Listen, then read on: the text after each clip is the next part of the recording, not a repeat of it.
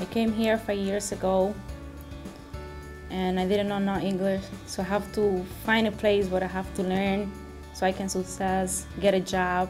My first ESL class, it was a small classroom. It was like, I guess, like 15 people, 13 or so. My favorite free time activity. It wasn't easy trying to speak another language that I never heard about it.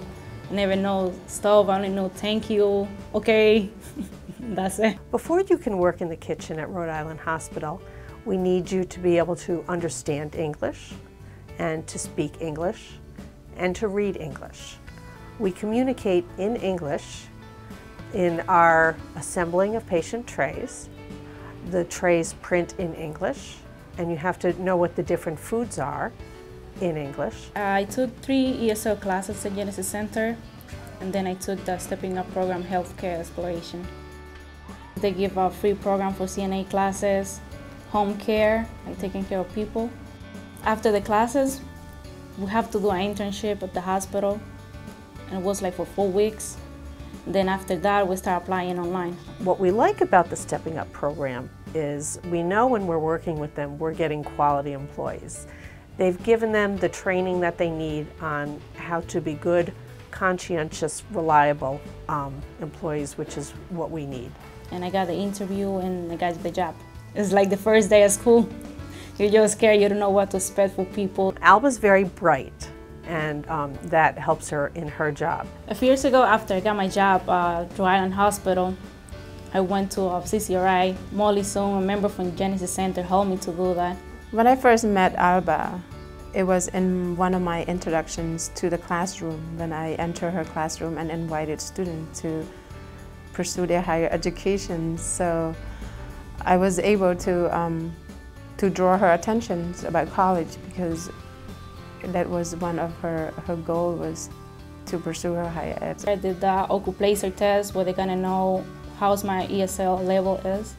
And I got into the second ESL class. And I took the second one, and I think the third one too. And I'm finished already with my ESL classes. So now I have to take regular classes. You can start college at any age and at any level. So we are helping you. You know, the first step is here at the Genesis, learn English as much as you can. And then we can transition to college. You have to study if you want a better future.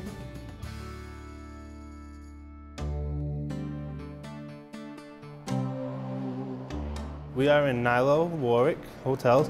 It is my job of almost 10 months now. My position as a server, I'm in charge of taking care of the table. I'm the first person they see and the last person they see, so I give them the best impression of the restaurant. David's an amazing guy.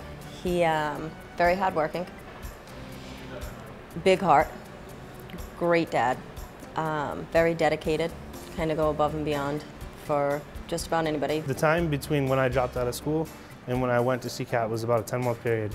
When I was out of school, I wasn't working, I wasn't doing anything except for sitting at home. I'm not going anywhere in life.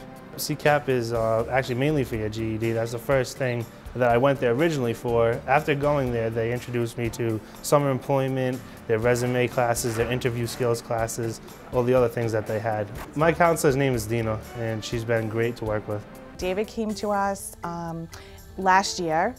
He started GED, then he went away for a little bit, had his son, and came back around May of last year, re-entered GED, and it took off right away for him. My motivation actually came from my son. Once I found out that my son was on the way, I knew that I couldn't live the life I was living anymore. I wanted to be the best I could be for him, and I couldn't be anything without at least a high school education. We really saw that he had potential, and we offered him a position with our summer youth employment program with the historical cemeteries in Warwick. I was going to be in charge of, it ended up being about 10 kids, and it was going to be my first, I've never had a supervisor job, so a supervisor experience to put down on my resume. When he worked on the cemetery restoration crew in the summer as a supervisor, he connected with the youth. We're so proud of him. I just finished with my resume classes, my interview classes. I had wanted to take it while it was all fresh in my memory.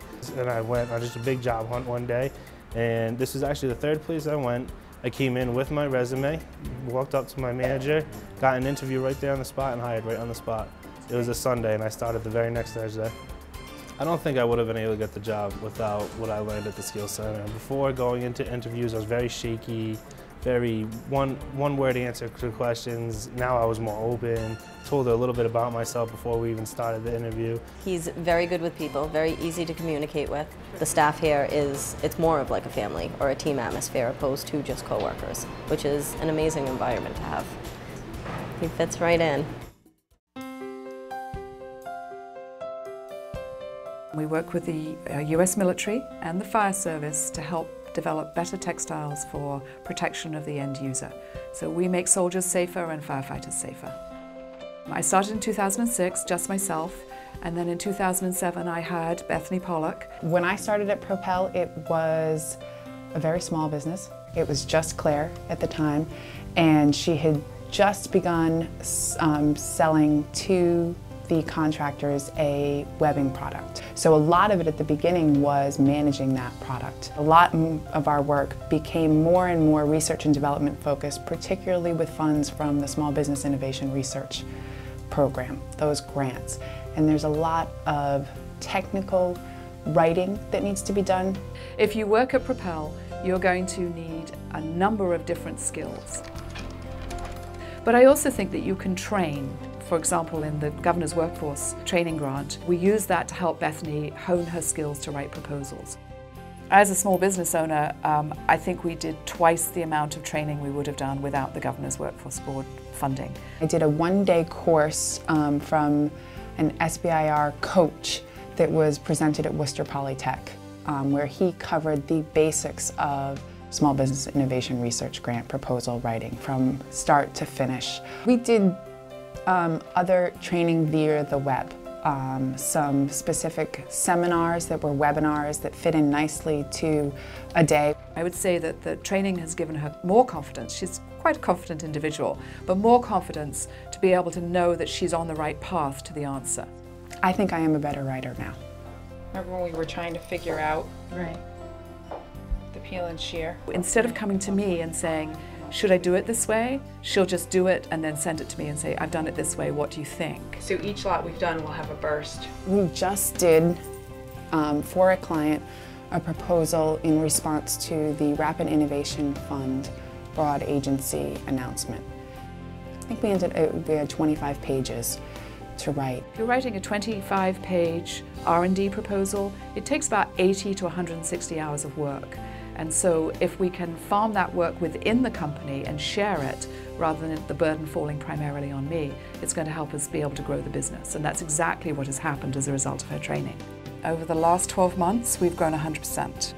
The other thing is that our existing client base, we've probably applied and won more grants for them more consistently over the last 12 months as a result of being able to accomplish more in a short period of time. The training that I was able to attend assisted in changing the level of the work that I was able to provide, helping the company to be able to grow and offer more, and led to an increase in my salary. My university education I wouldn't trade for anything in the world, but I've been out of school for 15 or more years now. And to be able to go back and continually get additional education and training opportunities is crucial to being able to continue to move forward in your career.